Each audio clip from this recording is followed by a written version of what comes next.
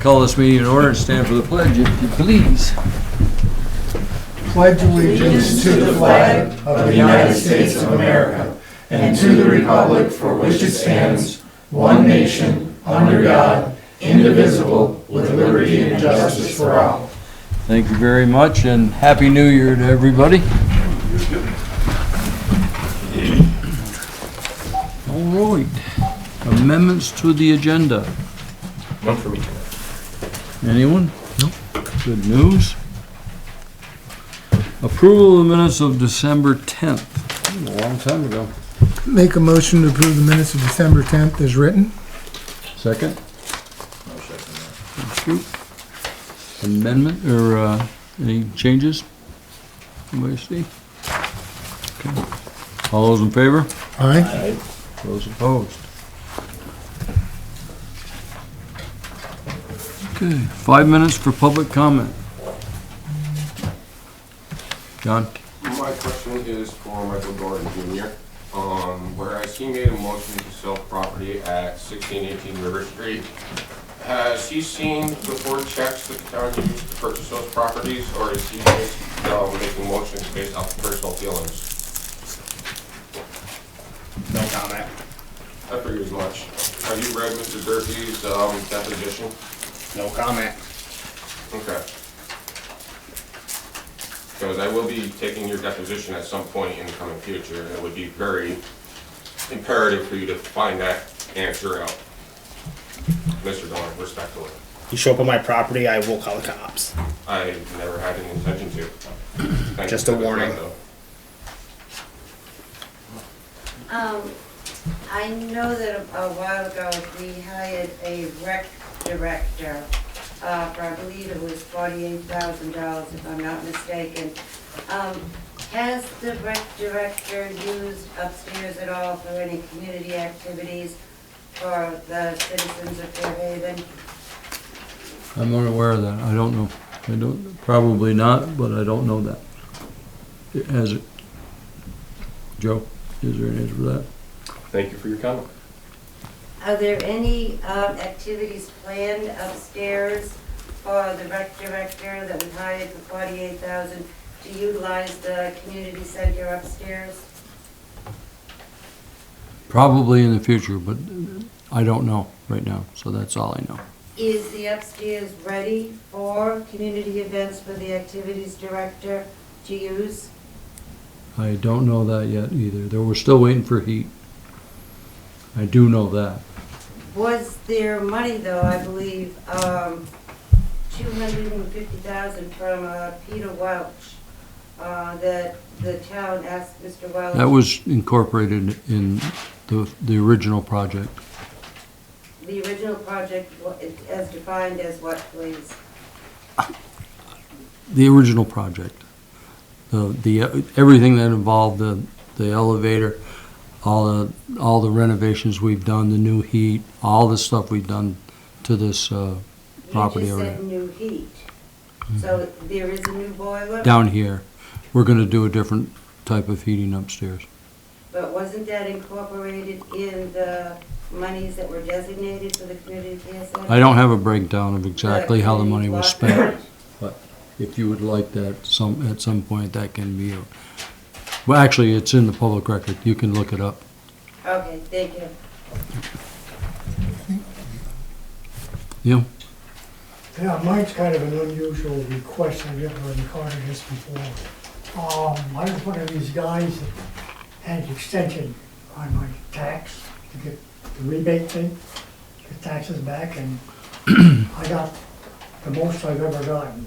And I just assumed that at that point in time, when it was received here, it would be pay off the 2 quarters, the first 2 quarters that I owed for, which was more than enough to do that. It wasn't. It was distributed equally over all 4 quarters, which in effect made me behind with penalties on the first and second quarter. I'm not sure how that works, to be honest with you. Maybe that's the way it has to go, but do you know, Joe, how that Yes, works? it's distributed over all 4 quarters. Okay. This is a conversation we've had several times. Well, what is wait a minute. Think about the unfairness of that. That would be like if you had a contract for 10 months, 12 months, you know. You pay so much every month, and you're behind, get behind. I'll guarantee you, in the real world, familiar to it, isn't it? Private enterprise would turn around, and when you sent your payments in, they would pay off the first and second quarters, or third quarters. That's all I'm asking. I don't know, it may be state law that it comes out. Well, I don't know. have checked, I I honestly checked don't with the know. Secretary of State, et cetera, and they say it's up to the town itself how they allocate that money. Okay, so that's, So, all I'm asking, as a matter of fact, I'd be more than happy to give you all of it, which would cover almost the first 3 quarters. So I'm willing to pay you guys in advance. Now, that's a pretty good deal. But I would also request at the point when you receive that money, okay, for the penalties up until that point, but the penalties be waived because it was allocated four different ways. that's the Board of Civil Authority that has to do that. It's Board not, of Civil Authority. yeah, it's not us, it's not us All right, to do the, all those right. adjustments. That much I do know. Well, okay. So I need to approach the Board of Civil Yeah. Authority. All right, Talk I'll to do that. Danny and she's, I'll keep working on it. she'll want something written down, formal, and go from there. Well, the irony of this whole thing, at one time, the refund used to go to the person that received it. Yeah, And then they turned around and put it back in, and that was wrong. That's wrong with in effect, that's my refund. You people had nothing to do with me getting the refund because yeah. I guess there's a huge surplus, whatever, and they allocated it back, but That's the this state. is right. That is the state, that much I do know. They made that decision. Yeah, you're right, I followed up on that one too, and like I say, I'm more than happy to give you all of it, right up front, and that might even take care of the third quarter. But, Go like I to- say, at least you told me where to go. I've always Maybe you'd say something. wanted to tell you where to go. Well, you did this time, this time you were happy, I can't know. I've been chasing rainbows on this one, let me tell you. That's how things happen in life. Try to make it right. Yeah. Anyone else, sir? Again, Kevin Hoyt from Bennington. I ran for Vermont State Governor. I was here last week, or bi-weekly, right? Last time we talked about some of your criminal police officers, namely Tom Cavino, someone who's been impersonating a police officer for the last 21 years. And we touched base a little bit on Bill Humphreys. But I'd like to talk today about Officer Kerber. And specifically, I'm just wondering, out of curiosity, is that the same Kerber family that, per the Rutland Herald, brought the occult church to Fairhaven? Is that the same family? Do you guys know that? That's your, I'm just asking, it's per the Rutland Herald, not me, but I I'm don't, wondering, I is that don't, the same family? I'd be surprised if they called it an occult church. Well, that's what they call it. Again, I gave Mr. Kerber numerous capital crimes that implicated, again, not only William Humphreys here, but some bigger agents. Again, just some of the things we talked about over in Castleton, next town over. We discovered what the FBI calls a pedophile symbol in some of their student art. As soon as we disclosed that on my news network, within a month, the ex-dean of Castleton was murdered. Right now, again, over in Paulet, Vermont, What has this got to do with well, Fairhaven? because over in Paulet, Vermont, when we start talking about Robin Chestnut Tangerman or Merrill Batt or the officers, we have the Crossman family murdered, right? And the connection, we're making all these connections through the judges and the prosecutors and law enforcement. So again, I've reported capital crimes to Officer Kerber. He has that both on his body cam and in his patrol car vehicle. I want to make sure that he passed that on. In that conversation, I told Mr. Kerber, I advised him, I would report it to the Vermont State Police Bureau of Criminal Justice, right, the Major Crimes Unit, specifically Captain Scott Dunlop, and then the other one would be the FBI. I believe the Vermont FBI has been compromised up in Burlington, so I recommended the Albany, New York field office. I'll repeat, I'm a reporting party for our multi-state federal RICO investigation. These are major crimes. Your town's involved. The police is the municipality. I'm giving you a heads up to brace for impact. Hopefully you're gonna do the right thing instead of cover it up like normal. You're gonna get rid of the dead weight. So Mr. Gunther, could you please follow up with Mr. Kerber? Again, you've got 2 different video sources. I've got my own as a third to make sure that happened. I wanna make sure the FBI and the proper authorities are aware of the crimes going on in your little town. You guys too. You're the select board, right? It should matter. Any questions at all from you guys, I'd be happy to answer them. Thank you for your comment. Thank you for your time, appreciate you. Anyone else? Nathan Hagan. At Christmas Eve lunch, talking with my grandmother, which she's worked at Donovan's Pharmacy for 20 years. She's worked at Shaw's Grand Union Tops for 35 plus years. She's nearly 85 years old, or if not 85. And I brought up how a town meeting I watched on PEG TV last winter that the chair said they're looking to save money for the town and they're buying the cheapest crosswalk paint. And my grandmother says, that's not right. And for her, as quiet and humble she is, for her to say that meant a lot to me. So I don't think public safety is a place you should be cheaping out on crosswalk paint. And also, I've watched numerous town meetings on PEG TV, and there's a lot of people, business owners, people that walk that crosswalk from the corner to the bus stop, complain about that one parking spot. And nothing's done about it. I think that's not right. There's public safety for a town should be number one. And there should be a concrete road barrier brick put there immediately. For whatever said reason, it hasn't been done. I don't understand why. A lot of people complain about that one spot. And one more thing to add, that we have 25-mile-an-hour speed limit signs near each one of our schools in town. We have 25-mile-an-hour speed limit sign on top of Edmund Pond Road at Lindsay Waterhouses. Why can't we have 25-mile-an-hour speed limit throughout the town of Fairhaven? It's like we only care about the kids near the schools. Well, there's sadly kids walk down Carnarvon 24/7, 7 days a week. The town needs 25-mile-an-hour speed limit.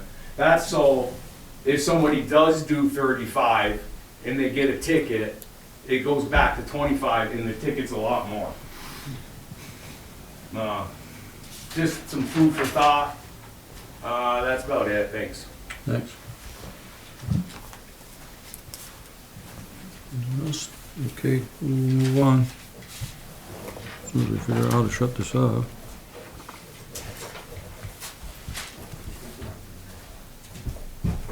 Excuse me. Sorry about that. Department head reports. You win. I guess I do. What a prize. All right, I'll start with just a little bit of information coming to the select board. The equalization study came out, so I made a copy and handed it off to the select board. This is, I guess it's kind of a moot point now because we're getting ready to do the reappraisal, which I need to release. I haven't done that yet. But we are, even based on these numbers, the COD is at 23%. The state requires a reappraisal at 20%. So, And the other one, the CLA is under 80. Is that what? So that we're due there too. Both ways we win. yeah. I guess that's a poor way of putting it. So I'm Bet. wrong with that. Yeah. What was second place? Bear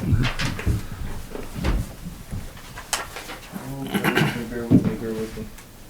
We got a really nice letter from a young lady who received a speeding ticket on 22A. I read You it. guys saw it? I can concur as a As a filler for speeder. Amazon for a few days. We're under a time crunch. So this young lady got a speeding ticket out on 22A, and I wish I could find the gentleman's name who gave her the ticket. But she wrote in to say just thank you. He was so kind to help her understand how to pay the ticket, where to go and what to do. She thanked him and then sent a letter in saying, you know, your officers are great. So just to let people know, our officers are great. Nothing like what we heard tonight. Was it chief, because it's highlighted? Oh, you think it was the chief? I read it, but now I forget who it was, so I'm sure.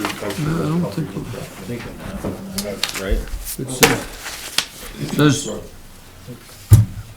chief,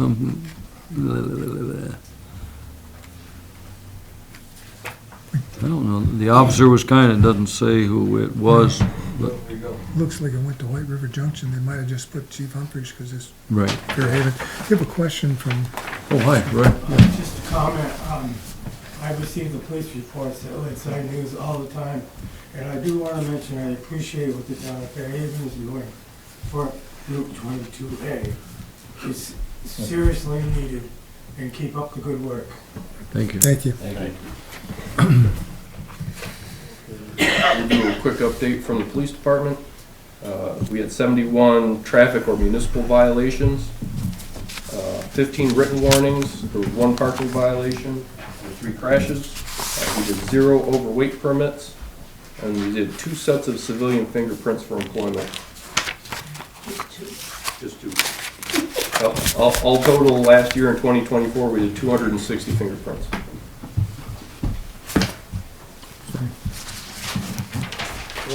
From my office. I'd like to start, if it's okay, to thank Public Works, a couple of departments this time around. Public Works, they came in and they helped clean out the 2nd floor. There were some heavy partitions that needed to be moved, and I just couldn't do it myself. They came in, brought the dump truck, threw the junk right out the window, so they did a great job there. They did it last week. I appreciate them for that. Terry, our new accountant, is doing a wonderful job. She's brought all of our checkbooks up to date, so she's doing an excellent job. I'd like to thank her. And then Mike Leduc filled in for me the other day. I overscheduled a meeting on top of my doctor's appointment. So Mike stepped in and helped me out, so I appreciate Mike Leduc for doing that. Do you go to the doctors for you? Yes, he did. It was that yearly exam he had to get. Okay, so the bids for the water lines, really from my office now, the bids from the water line upgrade went out as scheduled. We had a pre-bid meeting last week, is what Mike filled in for. The bids are due on January 22nd. We'll open those and then we'll review for completeness, and then we'll bring those to the board. Is that the upgrade on the south of Main Street? Okay, thank you. On Main Street, right? Yes, it's Main Street and a spot up here. A little spot up by McDonald's. The boxes, so the room that was full of boxes and junk, all of the boxes have been completely reviewed. Most have been recycled. I reboxed some things, and some things need to be stored securely, and other things need to be shredded. So that project is done.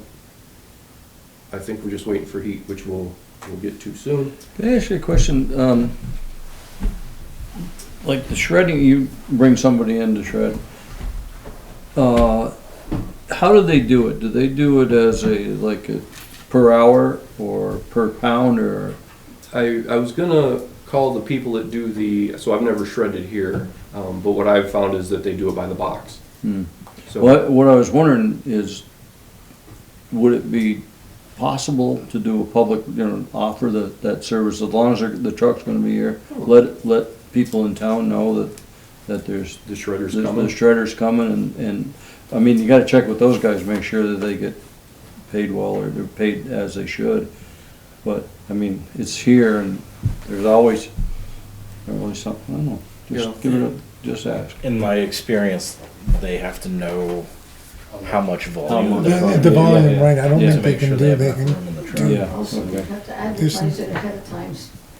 I'm sorry, no, because I gotta save it up. Yeah, The well, devil's in the that, I detail. mean, it might be more cumbersome than it's worth, but it's worth asking. Yeah, no, I could And ask. You're probably exactly what they do, I'm sure they do, well, how else do they get around? Boxes. Sorry, didn't mean to interrupt. Done that. Oh, the signboard arrived, so the big box out in the hallway, that's the new signboard. that the communication EDC bulletin board that will be going up. Yep, that the This EDC spring? was looking for. Yeah. I'm gonna move that out of the hallway, that's not its permanent home, but, it's there for now. I thought it was modern art. Yep. Revised junk ordinance, so, the EDC wanted to look at our junk ordinance. That's with VLCT for review right now to make sure it's kosher with state law. The auditors are in again on the 9th and 10th. That process is going, it's taking a little while, but it's going smoothly. Terry's doing a good job as the go-between for them and us. I'm going to a housing and funding conference on the 15th up in St. Aubin. I'm leaving here on the 14th, stay the night, and then go on the 15th. So I'll be back on A conference. yes, I'll be back the 15th of the evening of the 15th. That one, Nate, and that's not all I got. So I did get the initial estimate for the heat for the second, heat and air conditioning for the second floor and the first floor. At this point, I'm going to take those, I'm gonna take the numbers he provided and then make a RFP for it. So this many condensers, this many heads, this much electrical work. I'm gonna make an RFP and release it to just out to the public and see what kind of numbers we get back. So we're looking sometime late winter, early fall, early spring. Okay. And one last, yeah, this is the last thing, I promise. January 16th, that's the last day for petitions. I'd like to set a meeting for the Board of Selectmen that day, so that way you guys can approve the warrant. What time were you looking to have that happen? It's 5. Can we do early? No problem with me, how about the working folks here? 5 o'clock, okay? Yeah, 5 should be. That's a All fair right, due. Tight? I'll check. Should be. Let's set it up at 5. Yeah, it's pretty quick, it's just. If anything, I can call in. Yeah. Okay, and I'll do that. Okay, gentlemen, that's all I have. Questions for the TM? Thank you. All right. Park fee discussion, old business. Carrie's here. How are you doing? I resigned as president, but I'm still here. That'll teach They you. just You wouldn't never let you can get leave. out. You wouldn't let you leave here. What's, Yeah, so just as a refresher, I think it was maybe a year and a half, 2 years ago, we decided to try to look and see how we can raise just a little bit of revenue to offset some of our costs.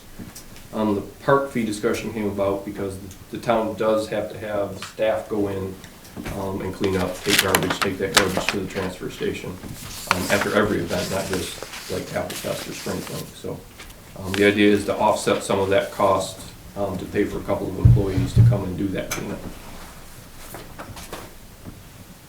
just out of curiosity, so we have some basis, do you have any idea what amount of time, hours, I mean, cost in general?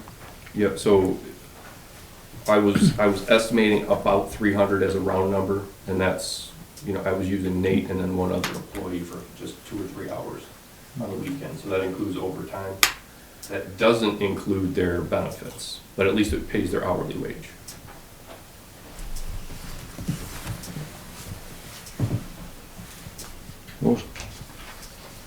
Is there any way that we could require the chamber or, is there any way we could require them to do the pickup? So that our people wouldn't have, the town DPW wouldn't have to? In the old days, we used to be able to get Spalding to come, and that solved the problem. But that's not necessarily the case now. I was just thinking whoever was having the event would have to sign a contract that just said we will be responsible for cleanup.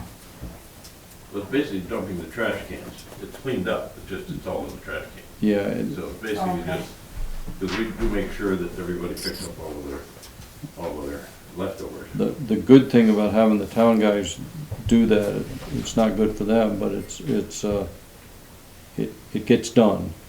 You're not casting anybody, you bring everything to the garbage pails. They're overflowing, animals get in it, that kind of thing like that. Our guys get in it, they dump it, they take it, and it's gone, and they can get into the dump on an off day, the transfer station, on an off day. But I can tell you the Vermont Farmers Market, like I participated in Fairhaven in Rutland. It's part of the rules for the participating in the market for vendors that you have to remove your own garbage. Like when they use Depot Park in Rutland, they do not leave any garbage behind. And they didn't ever leave any garbage behind in Fairhaven either. And they won't be back, because there's no plan for them to come back to Fairhaven for this coming year.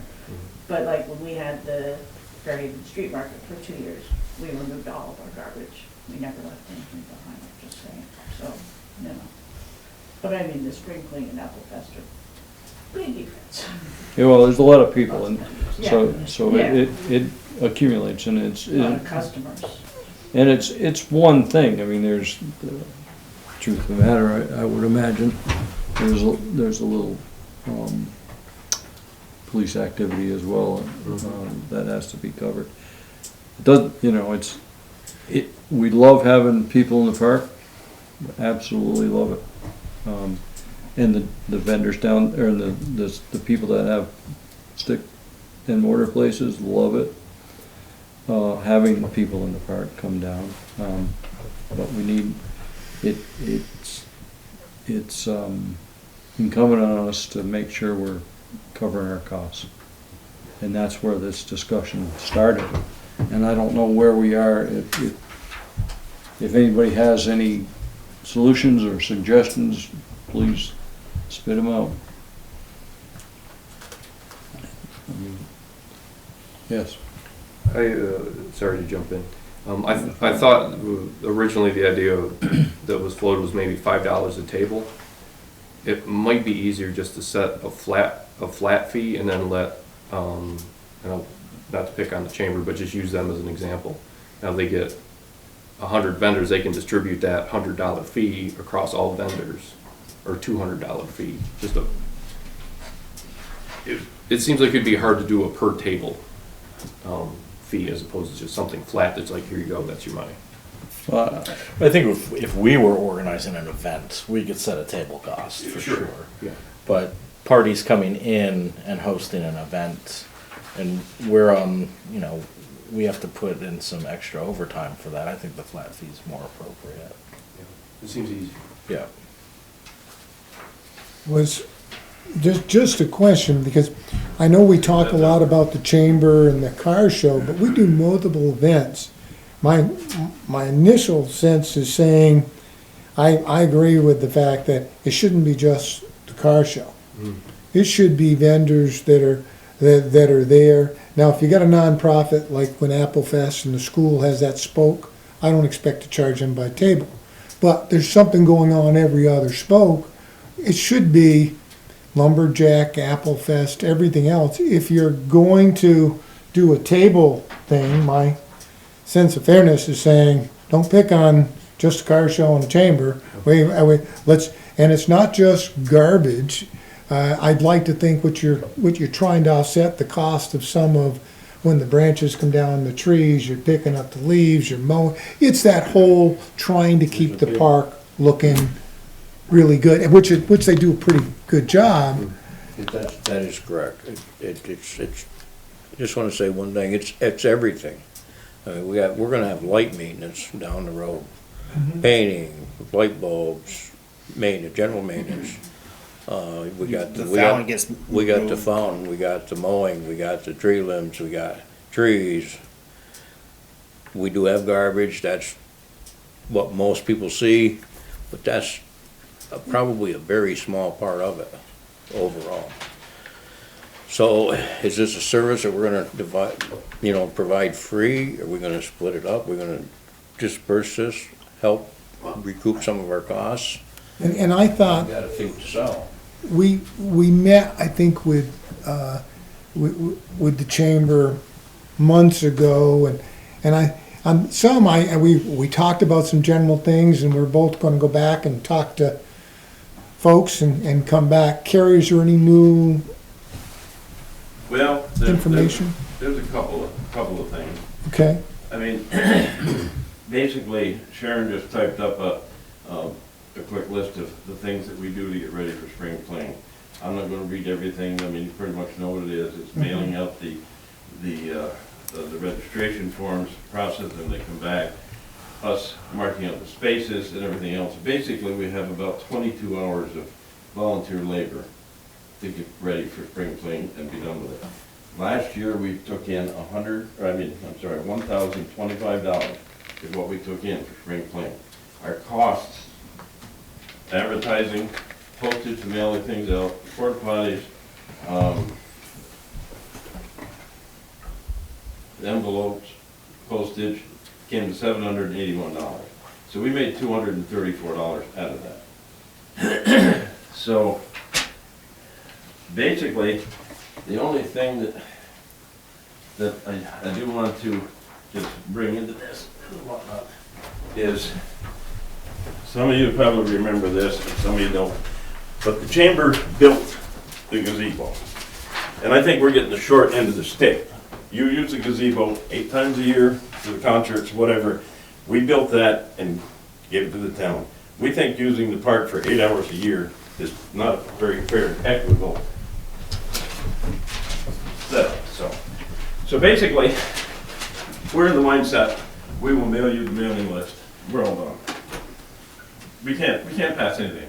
We've got retired people that they pay $35 for a site to sell a couple jars of jams and pickles. And if they make $35, it's a big deal, big deal. So we're just not going. What do they do when they go to other places? They pay that. No, sorry, so can I? Hold on. Neil raises his hand first. I've been involved in farmers markets. I ran another market, so I have something to add to that. Do you mind if I address that? Okay. Go ahead. So, when we had the Fairhaven Street Market, we charged a $5 table fee.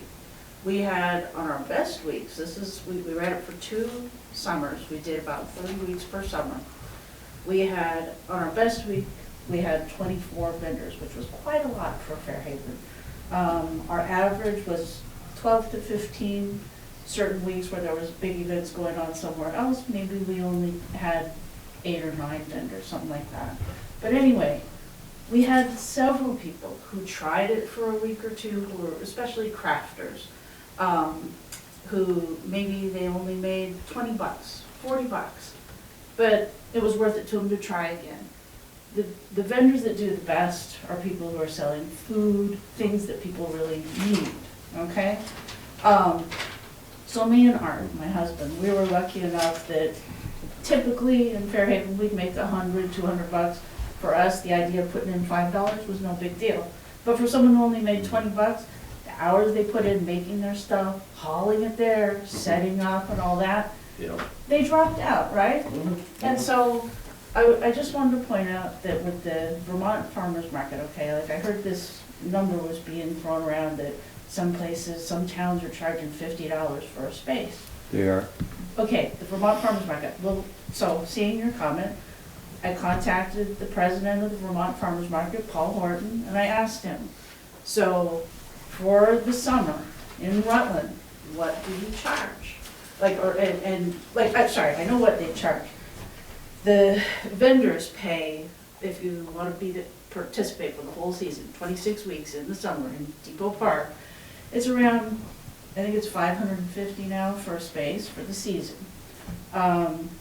There are, in Depot Park, there's 2 different organizations that run that farmers market. It's the Vermont Farmers Market and the Rutland County Market. Together, they have a total of around 100 vendors. The 2 markets together pay to the town of Rutland around $300 a month, or sorry, for the whole season. $300 for the whole season for 100 vendors to use the park for 26 weeks. So I'm thinking, when you see that the big events that we have, Spring Fling and Apple Fest, they've been getting smaller. Am I right? Oh, yeah. Yeah, so year on year, they are getting smaller. Well, it certainly isn't because of our fees. No, it's not. I think there's a problem that, Times change. People don't want to volunteer anymore. well, but there's a few things, like, I think a lot of people in Fairhaven, they go to other towns for activities because they expect big stuff to be happening in other towns. They don't expect a lot from Fairhaven, unfortunately. I think that's true. And anyway, I'm just saying that when you look at towns like Manchester or Middlebury, they can afford to charge a lot because you'll have 50, 100 vendors. You have lots of people with lots of money going there and shopping. You don't have that in Fairhaven. So I'm just suggesting to you that when we were running a market in Fairhaven on Fridays, my husband and I could make $100 or $200. We'd go the very next day to Rutland and make far more. You know what I'm saying? So it's just, you have to think about, it's a simple economic law. You want to encourage something, you support it, you subsidize it, you promote it. You want to see less of something, you tax it, you charge fees. And I'm just saying, if you want to have events in Fairhaven, I don't think charging more money. So the taxpayers of Fairhaven should subsidize you so you can. I think the come under taxpayers it. of Fairhaven want to have something to go to in their own town. I agree I'm not to a involved extent. in the markets We're anymore. we're trying to cover costs here and. But every I- town And I'm has to not do sure, that. I'm not sure what the best way to do that is. And I kind of like, I don't know if I like the flat fee or not. It's the first I kind of heard of it. But, go ahead, Neil, I'm sorry. I was just going to say, the high school, and maybe the Greeting School, but I know the high school has a community service component. I don't know if you know that. Where I do. kids, Yeah, and they volunteer, they do things. Well, why not use them? Clean up. Have you ever thought of tapping into that? Yeah, that's a good idea. My son-in-law's a principal there, I know he's charging all that stuff pretty much. I have a question, Carrie, for you, because we could have all kinds of discussion, but if the chamber's decided, we're tired, we're not gonna do this, I don't know, it isn't gonna matter, because in order to do, we still need to do the events and things, someone's still gotta set up the thing and do all the work you talked about. If the chamber's saying we're not, we for a lot, and it's not I'm upset, I'm picking up my marbles and going home, that's not what I heard. What I heard is, none of us are getting any younger, I hear that from the Legion, as well, so I get it, and we don't have the volunteers and the people coming along, we'd probably be back here having another discussion about how to get there, if the message you're here to give us is, you may want to be planning next year to figure out, we'll give you the list, we'll try to help the transition. That's pretty much, it's the feeling that we have gotten the last several years is that the town would like to take it over. Matter of fact, we were asked for the for the vendors list at one point. And, Sharon Bach does that, she says, no, this is ours and whatever. Well, the last several meetings that we've had in discussing it, I'm the number one opponent to saying keep it, pass it along. Maybe you guys can figure out a way to do it less, more vendors at a better cost or something. But as I say, when we got all done, we made $234 on it. Right. I mean, and as far as I'm concerned, It's not worth it. I mow my own lawn, making more money doing that.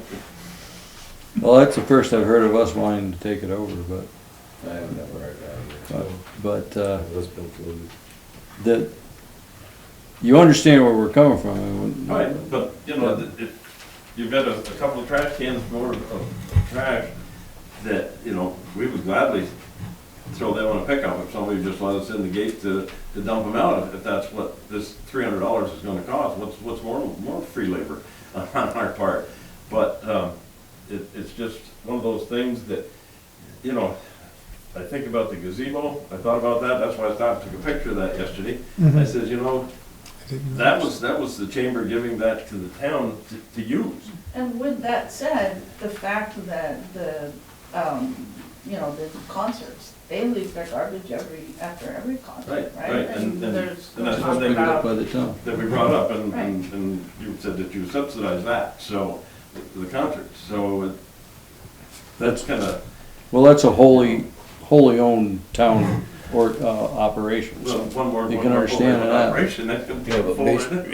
basically it's the same thing. I mean, this was just an idea we threw out. It's not etched in stone, Exactly. but, Yeah, that's, you That's why I'm know, here. we need to work together somehow, some way to figure out how to not have as many high taxes in the town of Fairhaven as we have. right, yeah, right. This was. I don't have all the answers. I'm not apologizing for trying to find a way to No, to no. lower the taxes in the town No of offense Fairhaven. taken on it or whatever, it's just that, you know, it's just kinda look at the whole program. You know, we try to do something to bring some people into town that maybe they'll, you know, they'll buy some coffee and a sandwich while they're here or whatever, and. And that's where it's all at. So, That's, you know, that's the most important part. right, you know, to bring people into There's no town question. for Well, something, and you know. providing stuff for people in the town to do in their own Correct. town, you know? So, which, you know, which of course brings up I the mean, subject if of the it's car a- show. I mean, what's the plan on the car show? Because if we're going to, you know, if there's going to be some of this trickle down towards the car show, then I'm not gonna lie, I'm gonna call Castle College tomorrow and try to get a parking lot.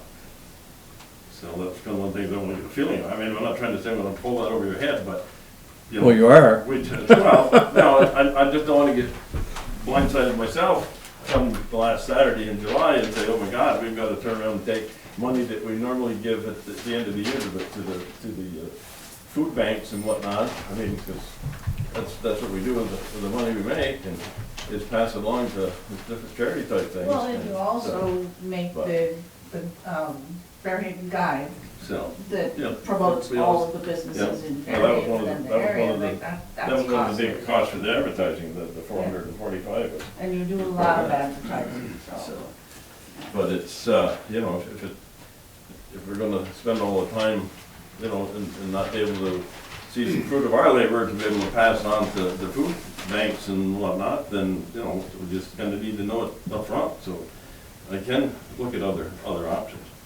But, as I say, for what we turn for, you know, a profit, for lack of a better term, on spring fling, it's not really worth their time. We do better at the car show. We don't charge spectator fees, we charge the people who bring their cars in, is where we get the money for that.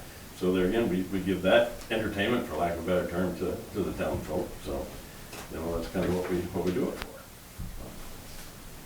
Yeah, well, Uh, go, and then, I just recently heard over the last week that when the Fairhaven Park was established and put in, probably 1725, the stipulation was it was for the people, by the people, and it was supposed to be used freely for anyone. I don't know if that's written in a charter somewhere, or if it's in the town, whatever legal documents, but, can that be answered? well, my understanding is that you could graze your cattle in there. I suspect we'd have a bit of an argument if somebody was to graze their cattle in Well, there now. understandably, but then but if it's for the people, by the people, the time frame, there shouldn't really matter if it's 200 years or 600 years later, it's still renting You get, in the town. you get that that we're trying to save property. We're trying to help people with their property taxes by covering our costs. I understand And that. that's the whole discussion. I think before, we're starting to repeat ourselves here, so let's, when do you need to know about spring fling first, right? Are you guys doing spring fling or are you not? It all depends, I guess, as to how we're making it here. You know, if the fee was going to be something that, obviously, if the fee is anything that eats up more than $234, then. Let me ask you a question. Why wouldn't you charge the vendors that are there? The Most food of vendors it- we charge $50 for, because usually they take up 2 lots, the 2 10-foot spaces, so they take. Well, there's 20 more than that are vendors though. I don't wanna split hairs here, but it seems like. Volunteers and Cut It Sweet, it's the only food vendors we Yeah, had. last year there were just a couple. You know, that's all we had, and they each paid $50 for their lots. And everything else was 35, because that's the early registration is 35, 40 if the day of, and they all usually go early. So that's what we charge. But there again, I mean, it's not like there's commercial people there that are coming and bringing a lot of stuff to try to sell and whatever. And 35 is what the Vermont Farmers Market charges for someone who just pays their annual membership. If they want to participate as a day vendor, they charge 35.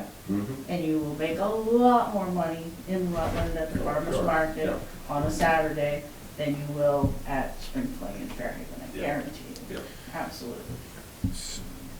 So I'm trying to get, so the question really comes down for me of, right now, we have events that happen and the chamber takes care of contacting vendors, spaces and all that and does everything.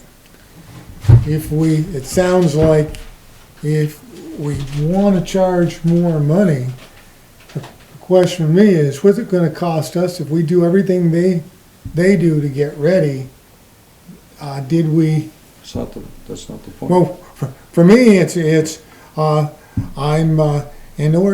I'm saying that I'm going to get, I feel better knowing I'm going to get $500 more if I charge more for the vending.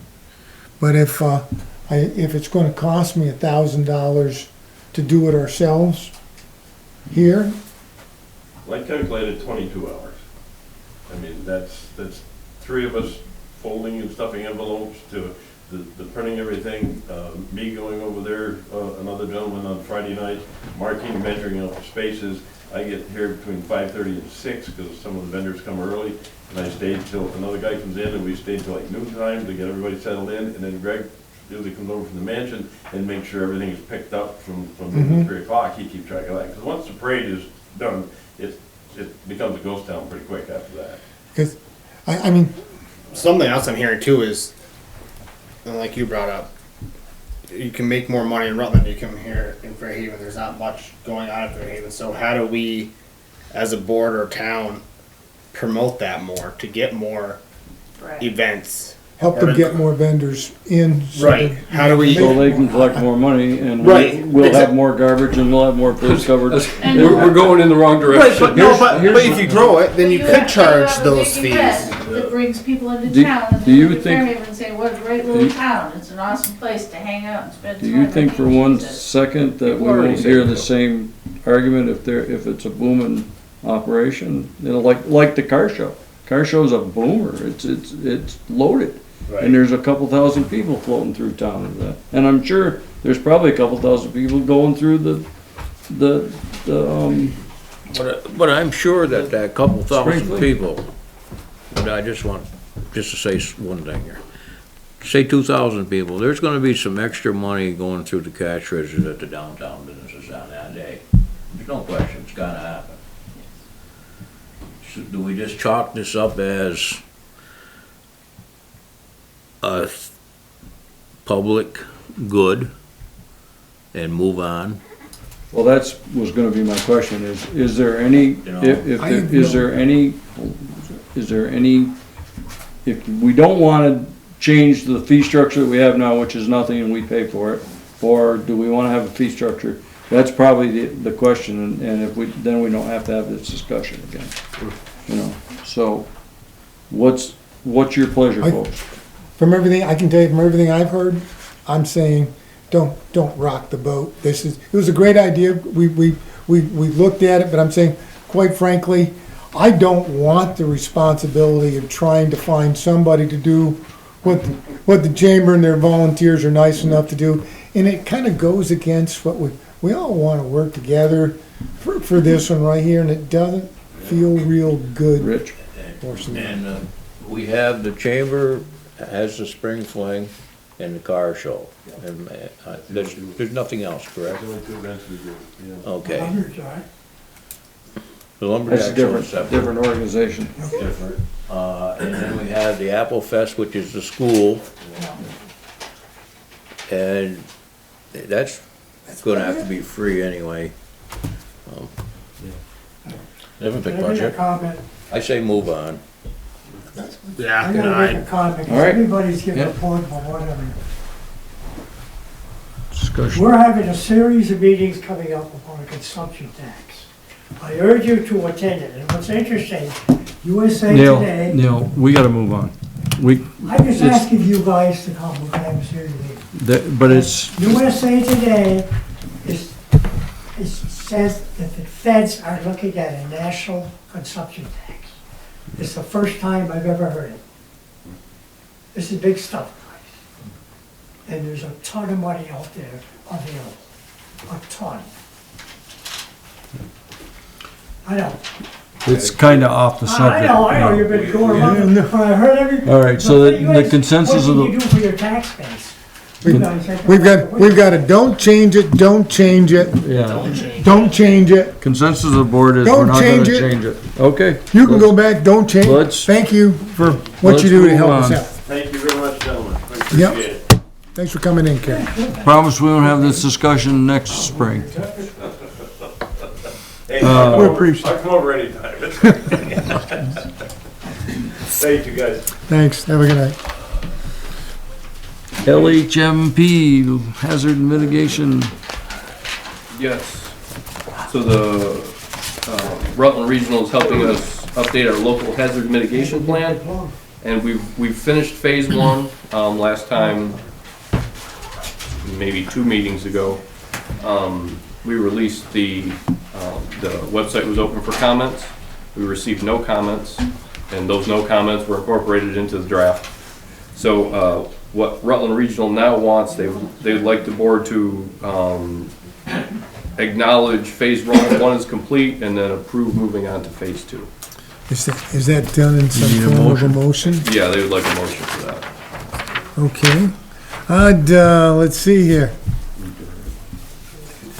I'd like to make a motion to acknowledge that phase 1 of the local hazard mitigation planning has been complete and authorize moving forward towards adoption of the plan. Of moving on to phase 2 of the plan. Phase 2 of the plan. Second. Everybody understand what we're doing? All those in favor? Aye? Those opposed? And we don't have anything for the Skyline project at this point, or do we? There's nothing to do tonight, but, so there was movement to just scuttle the project. From what I heard today, it's been resurrected.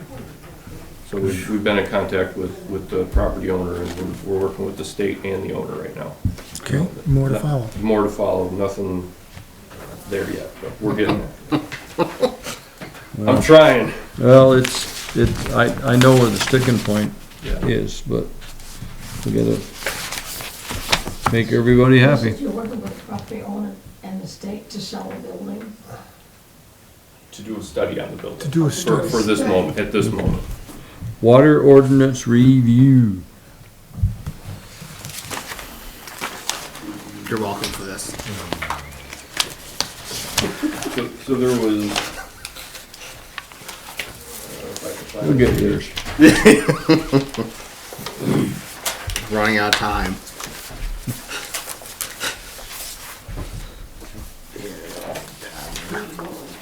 On page 25 and 26 of this, of the water ordinance, there was some language requiring the town to replace private water lines. And we requested that that be removed. I did remove that. So do we have to go through all the whole process of warning and everything? Nope, so once if you approve this tonight, then I just put it out in the newspaper and then there's, I think, 60 days to, for somebody to petition the change. Do you have an appropriate? Make a motion, you're gonna need a motion? I need a Yep. motion. I'll make a motion that we take and modify the water ordinance on page 25 that deals with emergency repairs to private service lines between curb stop and structures. And delete the part of that that said, or if the property owner prefers to allow, delete that language to read now, the town will repair the line at the current service line repair rate. Is that No, what I'm looking at? we want to eliminate it altogether. Or Yeah, that's, that's gonna be completely removed. yeah. You're gonna, so it's going in, so let me come back and say that on the motion is on A, it's gonna read, in cases of emergency repair, the property owner's service line on the owner's side of the curb stop, the owner will be given 24 hours to contract with a repair facility to repair the line, period. That means the town's not in the repair private line business anymore. That's correct. That's just so we're there. So that's my motion. Can I make confuse you You got totally on that? that? Got that, Claire? I do, as a matter of fact. Do I have? Is there a However, second? That. What Okay. about 26? What about page 2? There's nothing on page 20, No, this, yeah, there was no change on 26. Okay, so there's a second. So it's not delete, it's, you want me to write that whole thing in the minutes? It's actually just striking the last, striking everything Just after repair strike, okay. facility to repair the line, put a period, and striking everything else in that paragraph is what it Gotcha. looks like. well, let's talk about, now, there's a second here. How do other towns go about They this? don't. I'm not going to mention other names, but that's hired out. So I think about some projects that I've done where it's been nearly impossible to get contractors out in any sort of timely fashion. How many and how often does this happen? I know we had one in recent vintage, but It doesn't happen often, but at what we were charging, we were losing money. And then that puts the liability on us to repair that furthermore, and that should not be our responsibility. Our responsibility ends at the curb stop. But the question that I have related to what you have is if, we're all talking about the trailer park. And, if that water kept running, how does that, where do, We just shut them off at the curb. you just shut it off and Yeah. that's the end of it? That's the end until they're All right. repaired. Until they're repaired. Okay, Is what this new language would I'm, mean. I'm good with that, I just wanna make sure that we're And covered. I'm sure, I don't know, if we could, not to add any more work, but maybe we can put it out there for some local contractors to kind of give homeowners, hey, these are some of the local contractors in town or in the area that can do this kind of work. Seeing, I'm But, okay with that, but I'm just, the reason I read the first thing I did is say, if we had a case where it was, you're talking specifically this is Green Mountain Mole Management, but let's take, it could happen anywhere. I got a home with an apartment and multiple with housing, multiple apartments. I've got sick people in there, elderly people, and there's a break in the line. And nobody is stepping, and we turn the water off. And we become into a health issue. Wouldn't you want something after that period that said, if not, the town will repair the line at the current service line repair rate? Or do we say, not our problem? Go find temporary I housing? think- See, because that's what you're really, that's what you're talking with my motion. The other way, I think the reason the language got there, and I'm just guessing, I don't know why we had the language that said the town's gonna repair it anyway, is probably somewhere in the past, someone had a break and the town repaired it, is why it's in there. Without a doubt. And so the discussion that, I just wanna make sure you're aware of what you're voting for here. And you're saying, hey, you think there's never gonna be a case that either Yeah. the contractor that you can't get, or even I come back to the one at Green Mountain Mobile Manor, when you come back and get told, turn the water back on. Well, we're getting Right, sued, but if it's we're an getting sued emergency, for that. but if it's an emergency, you've gotta shut the water off. Understood. I'm just, This is directed at people that aren't on the up and up, the ones that are gonna wait for us to come and fix it. they want us to fix So, it. so I think like, let's say it's, you know, I hate to use myself as an example. Let's say my line breaks before the curb. Mhm. I want to repair it. I call multiple contractors, no one's available. 6 months. I'm without water. It probably won't be 6 months, but I'm without water until then. You know, where do we want to be in the helping business? But also, to your point, what's our liability on that line after we repair it? Most So municipalities in the state, it's your responsibility ends at the curb stop. Curb stop to house is homeowner responsibility. That's Understood. so. And I get it, to your point, getting a contractor, but I think most contractors, and there are one that we use quite frequently that pretty much drop almost everything or schedule them the next day to come out and fix it because they know how important it is. And I can give that contractor's name to Joe at some point and he can. The water ordinance clearly states we're only responsible to curb stop. Right. So But in our policy, we have a section called emergency repairs for private lines that got put in, probably got put in there to deal with I wanna make an exception to not only being responsible as a curb stop. I'm looking at what we took out of there and I'm saying, oh, right, because God forbid they Okay. fix it and it breaks again within a few days, then you're back there again. If that's what it says that curb stop. earlier in the policy, if you're reading the whole policy, it's pretty clear there, but then they wanted to, for some reason or other, Well, there's a little history on that. So there was a young lady down the street that, she's no longer with us, but she didn't have the money to fix the line. It wasn't because it wasn't a contractor, it was gonna take too long. It's like, I don't have the money, the town should do it because don't have cash. right, don't have the money. So the town was forced to go and fix this. And then, we tried to bill her and then it came back, it's like, well, she's poor, you can't bill her either. Like, the town is not responsible for, and it sounds terrible, it's not responsible for these private lines. And at the end of the day, I believe what you says, it's not our problem. It's just, I'm sorry, this So you happened to can't- you, but that bad things means- happen to good people.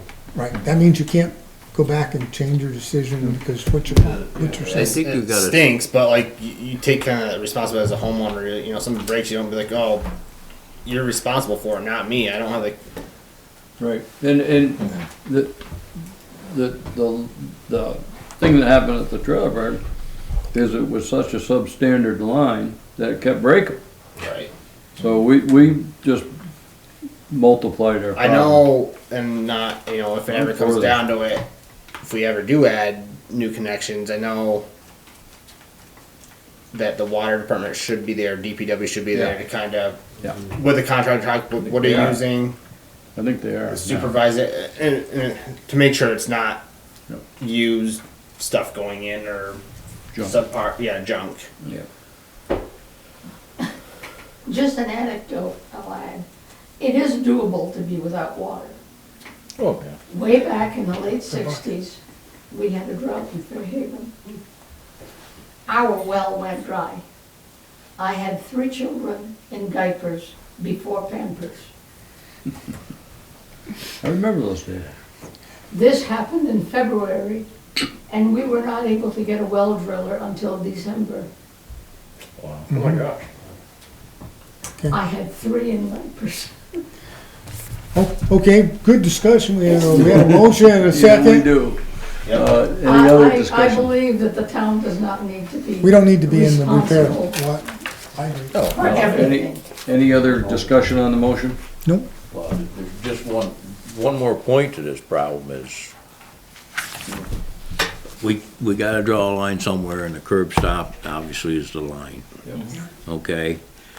If that water is not shut off and it leaks beyond that, we take a chance on polluting the rest of our folks. Fill in, That's our public responsibility. close out the It's part of our joints. infrastructure. So we have to draw a line, we have to stick with it. And also, us going in there and fixing private lines takes away from private contractors' bread and butter. That's my feeling. And it pulls our guys off the jobs Yeah. they That should need be to be doing. done here in town. Everybody understand what we're voting on? Mhm. All those in favor? Aye. Those opposed?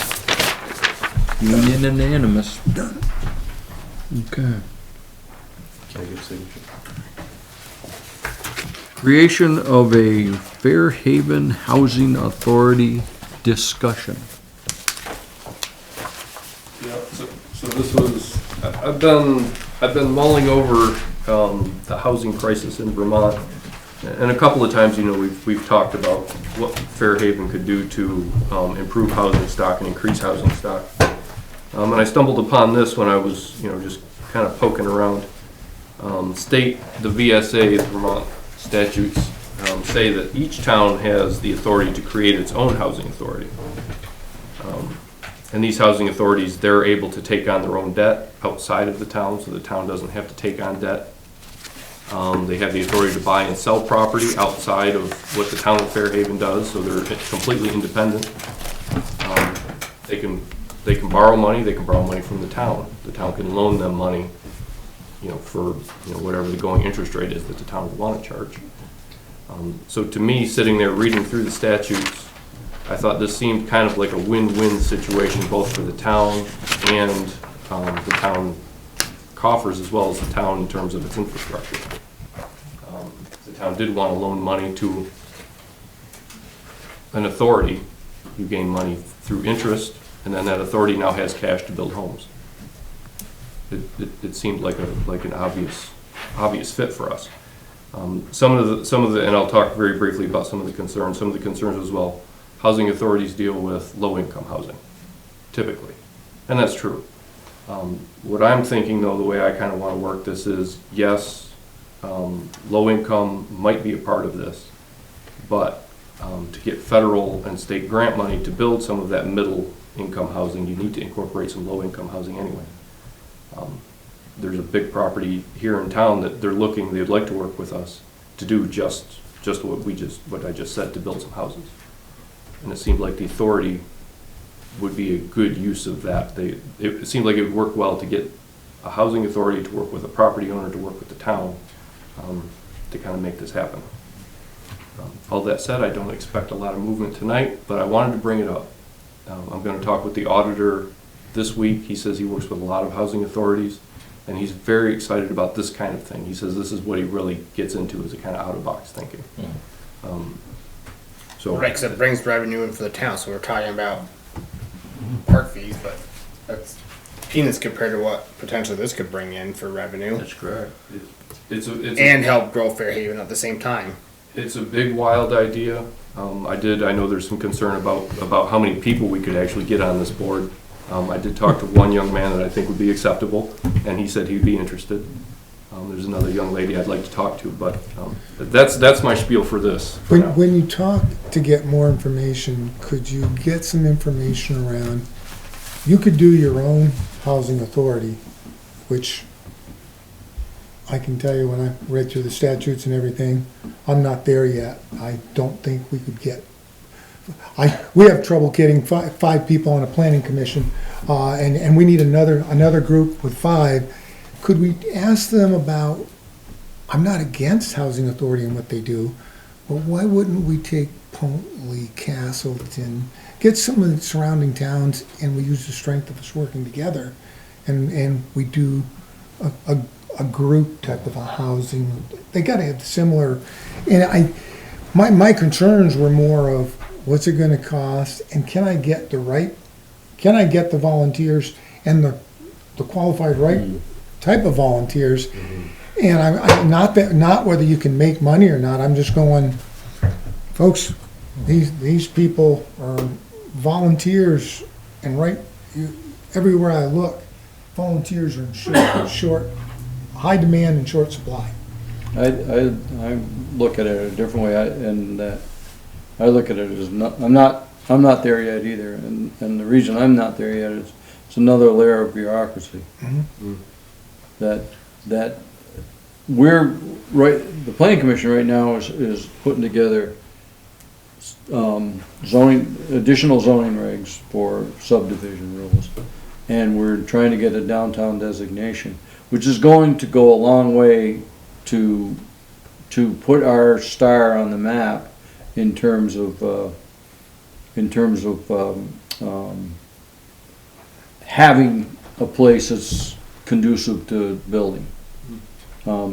So it may be early for this, is what I'm saying, because one of the things about subdivision rules, it makes it very clear cut what a developer has to do to get a development going. And there are places in town that could stand that. We have the water, we have the sewer, we have all that stuff. It just needs to be, advertised once we get all those things in order. And I'm not sure that sticking another board in the middle of that, because then you've got this board, you've got the planning commission, you've got the select board, so there's 3 different chunks of bureaucracy that people have to go through. So I'm not there yet. You'll have to sell me. Housing authority though it wouldn't have to be that many people, 2 or 3. Basically, they'd be By statute, has to be 5, okay. Well anyways, even at For the big 5, cities. they would be the bridge between private and public. If they could do a lot of that planning and get a lot of that information and bring it to the housing and on the planning commission. It may work well if we could get the right people. Well, it smells to me like something that was written for Burlington, and the larger towns that can, first of all, have that kind of a population. There's architects and there's developers and there's stuff that would love to be on something like that. And I don't know that, like Glenn said, I don't know if we could find the people that we need that are expert enough. Right. I mean, Well, we could try. True. I mean, you got time, right? You got another. There's nothing says we couldn't try. We gotta do something. Except that we have to put this whole structure together to try. I'm open for, I think this is a good open discussion, but I'm also sitting back on, if this was the silver bullet, this was the magic thing, why haven't I seen it? Where are the municipalities? I want the examples, and I want to talk to the municipalities that are actually finding it successful. It's a lot like tax instrument financing. Some towns that have gotten it have done very good with it. Others have failed miserably and had to give the money back. I don't want to rush into something, and right now I'm feeling, I think we're trying to reach for something we don't have the ability to really wrestle down right now. Not that it isn't a good thing. I personally, I get more excited over if Montpelier passes their smaller municipal TIF grants, tax increment financing for housing, then I get more excited over that than I do reading through the statutes. There's no doubt that would help a lot. When I'm reading through this, well, between that, the subdivision, and the downtown designation you're talking about, those look like things that we can do. And I don't have to look too far. Pontley has downtown designation and for larger batches of money to help people grow. I think you're spot on, or I think it might be a little early, but keep finding out stuff.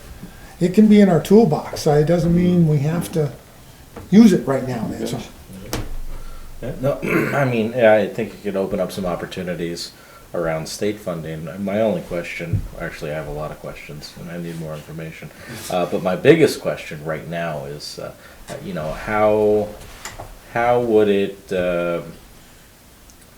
how would we orient Fairhaven Housing Authority in the greater system when we've got the Rutland Housing Authority that also has properties nearby in town, and you know, can we all play in the sandbox? You know, not to cause concern for other housing authorities. I don't have an answer for that, but one of the things I thought was a benefit to this idea was that, you know, Rutland, you know, that housing authority and other housing authorities, you know, they could work in Fairhaven, and some of them do work in Fairhaven, but their goals aren't our goals. Their goals are really low income. That's what they're really focused on, and maintaining those. At least when I imagine this, there might be a component, but that's not, the target is not low income housing. It's that middle income housing that really needs to be built. So yeah, it's our goal. They don't share the same goals we do. Personal opinion.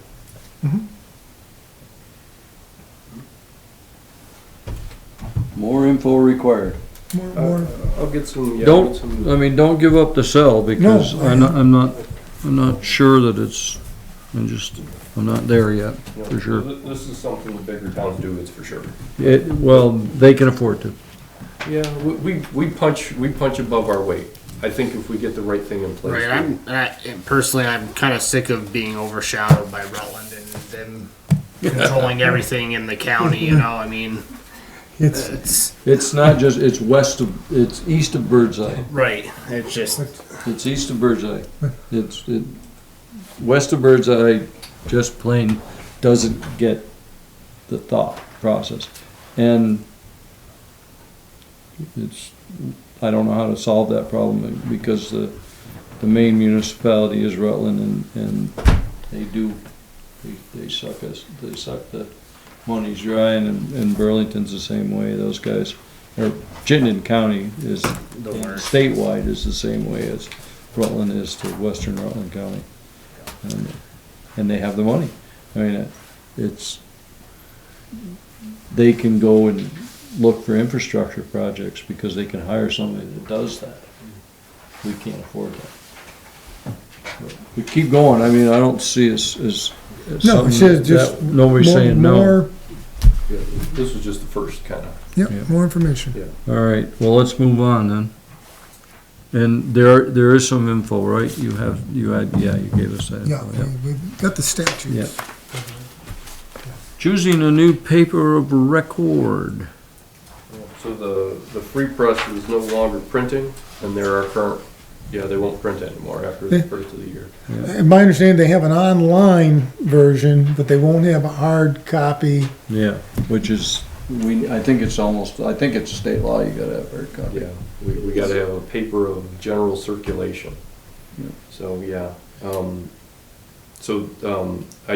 need to choose a new paper of record, and just by chance Roy showed up today to talk about his paper. Good. It's not. Lakeside Nails is available. We have the official newspaper of Castleton, Lakeside News in Rutland. So, you are? Yes. Well, that's kosher. I was gonna ask it because it's a pick. It's not. I guess it'd be the same. I believe we were designated last cycle of town meeting. I believe I can't say for sure, but I think both Lakeside News and Rutland Herald are official newspapers. So I think that they set it so they have an option. Are they comparable, for what they charge? Like, what would Lakeside News charge versus Rutland Herald? What's the, It would be. He'd be a lot cheaper. Be a lot. and it's a free, and Lakeside News that's a free paper, isn't it? It's free. Yeah, we don't have to pay the, Yeah, So- it would go, you said the greater distribution area, and we do go into Pulteney and Rutland City and Castleton, in addition to Fairhaven. We get rid of, we print 2,000 copies a week. And the big outlets in Fairhaven are Shaw's and Liberty Street. I guess that's, any other questions? The only question I have is to make sure that it's okay. I mean, Castleton's doing it, I'm surprised. If Castleton's doing it, must be, the state must be happy with it. I can promise you it's gonna be less money than. oh, it'd be less money than the Herald. The statute, I went back and looked at the statute, and there was no, you know how the state statutes are, they're vague. And it's just a paper of general circulation. So it's like, it doesn't say mailed to a house or a subscription of such a number, it's just, so it seems to fit the bill. Yeah. What's your pleasure, folks?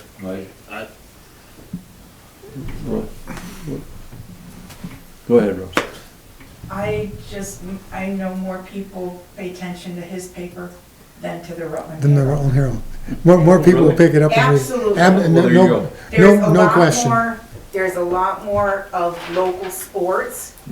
There's a lot more local everything than Rutland Herald would deign to put in their paper. It's usually a bigger paper than the Rutland Herald too. It's pretty, Rutland Herald's getting pretty thin. More substantial, yeah. Yeah. You were starting to say something, Rich. Yes, I was, before that. That being said, I was already gonna mention that. But my say is, let's go with this gentleman's paper here. Is that a motion? Yes, it is. Second? Second that. There's a second. All those in favor? Aye. Those opposed? We have a new paper. Thank you for coming in. Thanks for letting. Thanks, Roy. And it's the Lakeside News and Rutland Sun. Lakeside News and Rutland Sun, yep. Okay. Roy, can you send me an email? So that way I have your contact. Will do. I'm gonna have to send you something about this ordinance. Okay.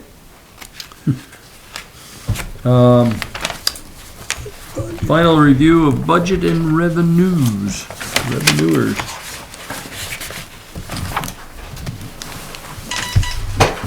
Sorry. Let me see if I can, it might be easier if we look at it on the big screen. So is this different? It's mostly, did you get that last time? Yes, you did it to me last time. Then it'll be mostly the same. Most of the things, we changed a few things and came up at 3.5, 3.57. 3.57, yeah. Sound like my wife. It was on sale, Illinois. Yeah. It was $3. You're giving it away. $3. $3.99. No, that's $4. Oh, I know it. When we start conducting meetings upstairs, my only suggestion, install a TV where we don't have to turn around. Right, it'll be, so wherever that TV is away coming, from everyone. and it should be in the right. I concur. Chad, my first year here, I put the tables on this way. Yeah. Oh, it turned out, it was a nightmare. It was, As big as possible. They're not that expensive. TVs it was about the only thing that have gone down in price. What do you wanna Okay, share with so- what you did? Yep, so we will start with, well, let me start with a piece of paper before I jump into that. So you should have a piece of paper that looks like that. Yeah, I That do. was confusing. I do. So for us, our revenues have to balance to our expenditures. That's the zero. So our revenues total up to $2,789,632. Okay. Yep. And that is exactly your expenses. right, 2,789,632. So that's the, So, okay, that's our I was 10,000. thinking revenues, additional revenue, I wasn't thinking tax That'd be rate. great. Okay, all right, that makes more sense to me. okay. All right, thank you. So if we look at, what I wanna do is I wanna show your budget, compare it to the revenues, and then the 030 budget, compare it to the revenues, and then we'll boil it all down into your. Sure. Okay, so if we're looking at this guy, we see this is your 010, your general fund budget, 1,992,944. We jump over here to your revenues, which this is all on the paper copy as well. Mm-hmm. I don't know if I can get there.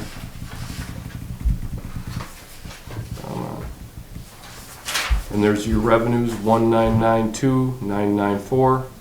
That's my test that just subtracts the revenues from the expenditures, and there's no difference, so those are equal. Over to 030, this is highways budget. Yeah. Public works total is 796,688. We run here to look at this. The revenues are 796,688, and then that's again the test. We subtracted the revenues from the expenditures, and there's no difference. So this is the selectmen's budget right here, and that number is what your budget's 010 and 030 total. 2,789,632. Your increase was 3.75 for your operating budget. So if you look at your warning, the first article, the first sentence says it's to approve a select board budget of, and that's 2,789,632.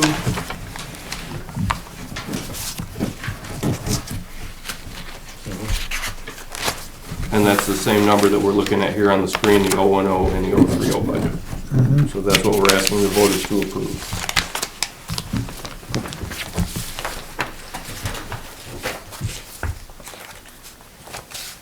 So this is the number right here. This number right here, 2 million. 2,154,972. This is the total budget. This is It has to be raised by taxes, and that's revenue. Right. Yep. So from the board tonight, I would need an approval of the budget, the select board budget of the 2,789,000. And then the approval of the revenues, which total 634,705, which is also on the, That's both 03 and 01. yes, Okay. that's 030. I mean, Make a motion Go ahead. to approve the select board's budget of $2,789,632. Repeat the number, please. $2,789,632. 32. Okay. I'll second that. Do you want the, now that you got that all seconded, do you want the revenues listed in there as well? It would be nice to have them, yeah. To come Would up, you like to amend that? to read the whole line. Just read, No, Article just 2. Article 2, Yeah. just make that motion, is it for Article 2? I will make the motion to approve Article 2. Shall the voters of Fairhaven vote to approve the select board's budget of $2,789,632 minus $634,705 anticipated revenue, of which $2,154,927 is to be raised by taxes. And I will second that Thank you. motion. Everybody understand what we are doing? Any questions, comments? No question. So, anticipated revenue, what happens if we don't hit that threshold? Well, so we have the unexpended funds in 010 and 030. the kind of, you know, the money that's been rolled over budget to budget. That's supposed to be a buffer for that. Yeah. We try not to overexpend the budget ever to get into that, but there is that little cushion there. And that's why the auditor doesn't like it when we touch that, because it's, you never know year to year how many dog licenses you're gonna get, or, you know, whatever. The interesting part of that is we have rarely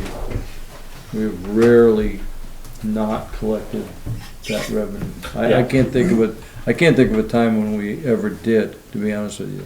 And when I started on there, we started with a assumption of $25,000 of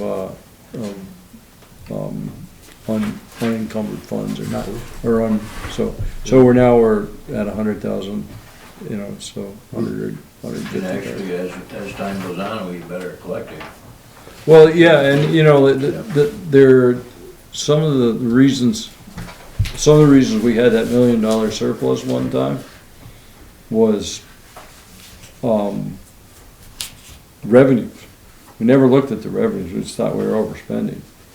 We never looked at the revenues, and we were collecting far more revenues than we thought. And so it just kind of got rolled in. It was a surprise to everybody. I mean, it really was. It certainly was a surprise to me. I never even thought to even look there, to be honest with you. Do now. Anyways, any other questions on that? All those in favor? Aye. All those opposed? As, just kind of an aside to your revenues are actually up by 15% this year. So we've done a good job investing and trying to save taxpayers money. Let's hope so. Let's keep up the good work. However. Now, the budget is up 3.75%. Yes, ma'am. Okay, The, I got it.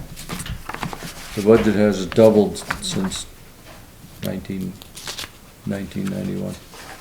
Really? You're at That's, about $1 million? yeah. I mean, it's not a lot. Not a lot in 30 years. Okay. What else would you like? So I don't need anything necessarily from the board tonight, but the draft warning is in your packet. I want to point out, I added another, I put another copy in your boxes earlier today. Because of Slate Valley Cares? Yes. Yeah. Slate Valley Cares did get a petition to raise their number, and they're at 32,450. Thank you, $32,450. Mhm. It's only money. So I will make a cleaned up copy of this for the 16th. This one here is still kind of in rough shape. But the articles are all there, and the numbers are correct. Don't they help out more than just the citizens of Fairhaven? Yeah. Concerned, or Slate Valley Cares? Okay. Yes. With all the towns. Okay. And it just says to meet the needs of the citizens of the town of Fairhaven. So just. Yeah, it's always been that way. I mean, a lot of times people would come in destitute, broke down, and they'd get them, you know. So we still could have a couple more articles come in before the 16th? I heard rumblings that there was at least one petition floating out there, but there's something could come in. At the 16th at 5 o'clock. 6, yeah. Yep. Okay. This Slate Valley Cares, there's other towns that donate to that also, I assume? Or is that just Fairhaven? I honestly don't know that. That's, I would assume so. if but your I don't know. question is, that's what we donate and it covers more than Fairhaven, I don't know. Last time I asked a question, I wasn't comfortable that it was in other towns, but I wouldn't say yes it is or no it isn't, but a year ago when asked the question, I don't believe it was. It was just Fairhaven concerned, so I would be surprised, if they don't, but I don't know. I was surprised when I heard that we were more than Fairhaven and other towns didn't have. Well, that's why they changed the name. But We always have been. okay. Open to everyone. Open to West Yeah. Haven events and anyway. Yeah, but do they, the question was, do they I have know, a, I don't do they, were they paying anything? And The answer I got at that time was no, when they were gonna go look at doing something. I don't know if they did. That was over a year ago, so. I don't know. Question, fair question. Okay. Anything in the, parking lot? I can tell you that we are moving along on the subdivision and the neighborhood designation. We will, another meeting in the third, whatever that is, the 20th, whatever that is, the third week in 22nd. 22nd Wednesday. Yeah. We've got quite a bit, and with the help of the Fairhaven, your board, whatever it's going to be called. It's gonna have a new name. We have a new person who volunteered to become a member of that new board again, that I'll be coming back asking for appointment. Deb Iancona has volunteered, so we'll come back in another meeting where we'll be asking. What's gonna be your new name? What's our new name? We voted on tonight. What was it now? The Economic Development and Downtown Partnership. Downtown Partnership. Sounds exactly what the state will love that. Exactly. Well, we thought it might be Economic development and downtown partnership. And then we rewrite our bylaws, and we'll be doing, there's a lot of work that will be coming back to this board for. We wanted to remain open to all buckets of funding. Very nice. All the money's up. Yep. Good.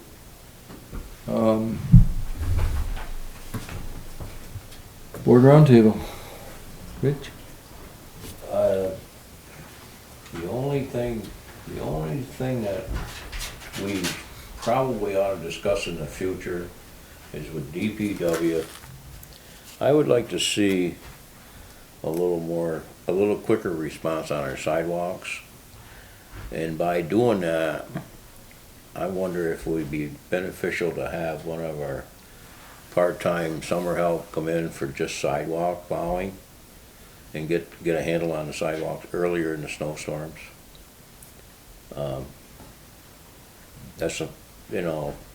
Sidewalks are critical nowadays.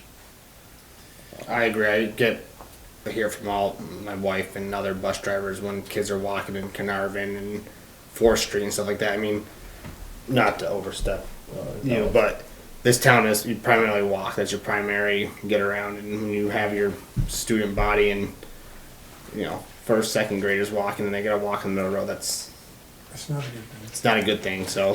The thing is, they didn't care about us. No, I know. You're a different breed. That was a different generation. Yeah, but the thing of it is, just make another one look. Nowadays, with the help the way it is, you have less help than we used to have, and they're manning the drives, the snow plows and the trucks, the loader. The sidewalks are the last resort, and they shouldn't be the last resort anymore. We shouldn't be. They should be up right on the front end with everything else. I mean, when the trucks start plowing, I do believe the sidewalk plow should be out also. Right, so if we tap into a list of our summer help, offer them, start most senior person and. Do we have money? See, it's an easy thing to say, but if you're not budgeted, you don't have the money. Oh, I understand. I don't know how you're gonna pay for it. Just throwing that out there as something I've seen we could improve on. We really could improve on. The other thing I would caution you about, and this did happen in the town of Fairhaven, if you give a certain amount of employment to a part-time person, the union comes back and says, well, so many hours a week, that's a full-time, you gotta, so we literally had to hire a guy full-time who was part-time. And so, it's not that we don't need them, and it's not that it's a horrible thing. That's something that can be worked out, though, I think. Well, the union was pretty specific, and they buffaloed us right into that one, so it's one of those ones that I always remember, because it burnt. But point taken, because we might have some opportunities depending where you don't need to worry about the part-time, that you've got the off day that the transfer station isn't open or whatever, and you got someone with a snow, it's all in the snowstorm.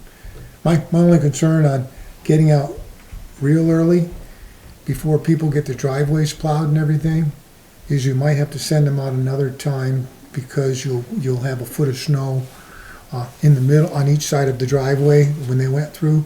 Not everyone gets out with a shovel and cleans their sidewalk off again. So, but that's nothing we can't work out. I hear what you're saying, and keeping the kids out of the road is the most important thing. I get it. I just, You know, I will say, I think there was a snowstorm, not last year, but the year before, where the sidewalks were fairly rough for days afterward, and that's when I heard a lot of complaints. You know, my kids were walking in the street to school.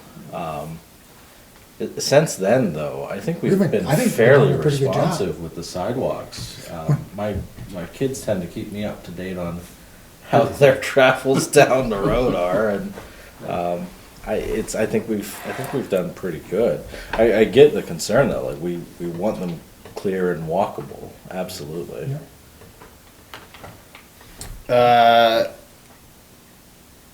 One thing, Bulger Road, where the road's caving in and it's been spray painted for God knows how long. Is there any plan to fill it in with stone anytime soon? Or? So that project, along with a couple more, one being a catch basin that needs to be replaced up here, that's gonna be on the agenda for spring, summer. And one more thing, did the transfer station get their cardboard dumpster straightened out? Casellas figure that out? Oh, I'm guessing so. I haven't heard anything else about it. What was the problem? I went to go get rid of some cardboard Thursday, and Casellas took the loaded dumpster and brought another loaded dumpster back. Oh, so I was told to take my truckload of cardboard back home. Oh. So I turned around and with a that's not funny. Truckload of cardboard for recycling that had nowhere to. What? We still had our baler, we could have just baled it. Did we have a baler? We did. We got rid of it because it was too much trouble.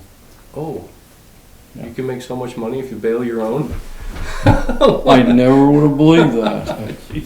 Talk about revenue. Yeah. So was that problem repaired? Yeah, I was told, I was looking for it, and I was like, Jim's like, take it and bring it home. I was like, what? Right. Are you being sarcastic or? That was drive me nuts. Glad they didn't tell me that. Sir, anything else? Website. Wondering if the board would be okay with the EDC looking for a new website, let's say provider, but website keep, if you will. My understanding is that we had one down in Florida. We were kind of managing it on our own at this point. Not sure what the market is and what's out there and available, but I bet you Cedar could tell you. The EDC is interested in just gathering more information. right, not was spending, and anything from an administrator would love, even if you could get a student who's to do it as part of their credits and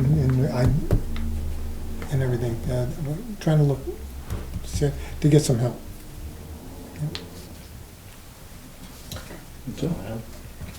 I didn't get that now. You're looking for a new website. Administrator to Not try a to. new website. Oh no. Well, to help with maintenance. There's nobody keeping it up? Maintenance. Never mind, I got it. Yeah. Like we can do some things. She said she's got it. We got it. Hush your mouth. No, I'm good. I am as well.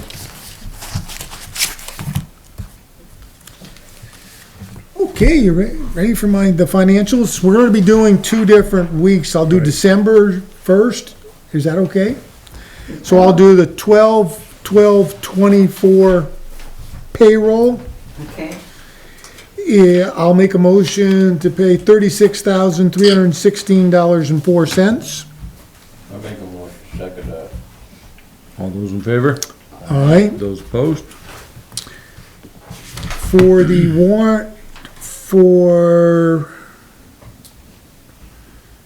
12/12/24, I'll make a motion to pay $597. No, Is that the wrong one? Is that, do I got the wrong one? yeah, That's the 751. Yeah. 750, 220. This, the 597 is the school payment. Oh, so that, what's the amount? 750. 700, $750,000, yep. $220.67. and 67 cents. I'll make a motion to pay the warrant, general warrant of $750,220.67. Yes. Thank you. Second? All those in favor?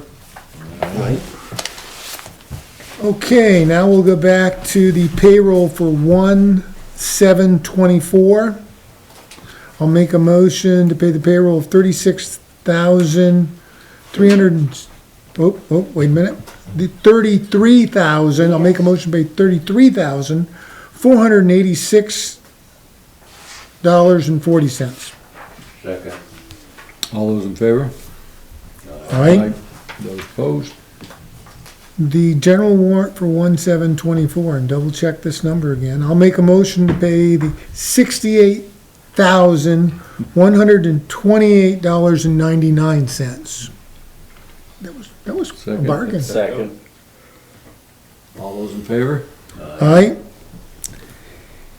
and the checkbook status, Oh, wait a minute. Checkbook status is depleted. Okay. is